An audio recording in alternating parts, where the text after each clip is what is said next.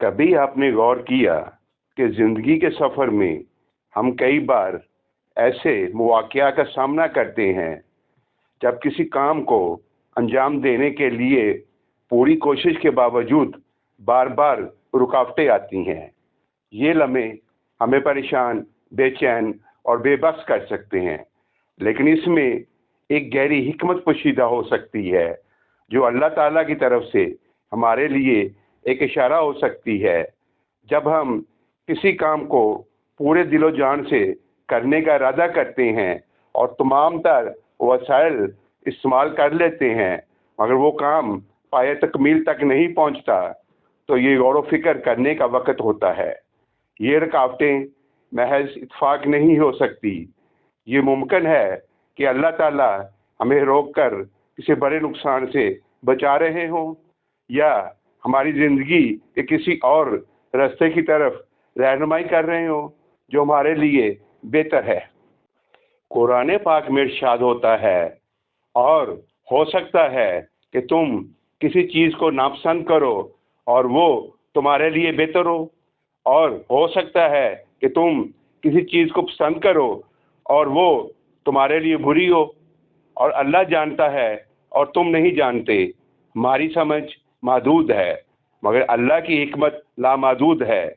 بار بار کی رکاوٹیں ہمیں جھنجھوڑتی ہیں کہ ہم اپنے ارادے کو اللہ کے حکم کے مطابق پرکھیں۔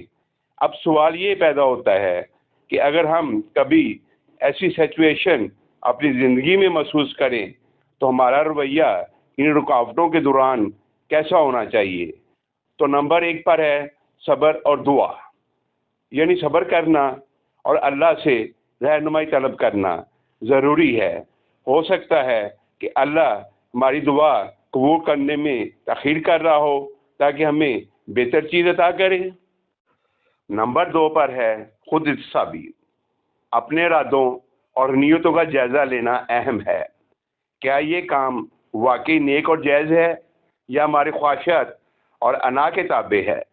نمبر 3، متبادل راستے پر غور، اگر کسی کام میں بار بار ناکامی ہو رہی ہو تو ہمیں دیگر امکانات پر غور کرنا چاہیے۔ شاید اللہ تعالیٰ کسی اور راستے پہ چلنے کی ترغیب دے رہے ہوں۔ نمبر 4، نقصان سے بچاؤ، بعض اوقات رکاوٹیں ہمیں ایسے نقصانات سے بچانے کے لیے ہوتی ہیں جو ہمیں نظر نہیں آتے مگر اللہ کے علم میں ہوتے ہیں۔ اللہ تعالیٰ اپنے بندوں سے بے انتہا محبت کرتے ہیں اور ہمیں نقصان سے بچانے کے لیے مختلف طریقوں سے اشارے دیتے ہیں۔ بار بار کی رکاوٹیں ان میں سے ایک اشارہ ہو سکتی ہے۔ یہ ہمارا کام ہے کہ ہم ان اشاروں کو سمجھیں، اپنی نیتوں کا جائزہ لیں اور اللہ کی حکمت پر بھروسہ رکھیں۔ اس کے فیصلے میں سکون ہے اور اس کی مرضی میں ہی خیر ہے۔ اسی کے ساتھ آپ سے اجازت چاہتا ہوں۔ اپنا خیال رکھیے گا اور اس ناچیز کو دعاؤں میں یاد رکھیے گا۔ اللہ نگہبان۔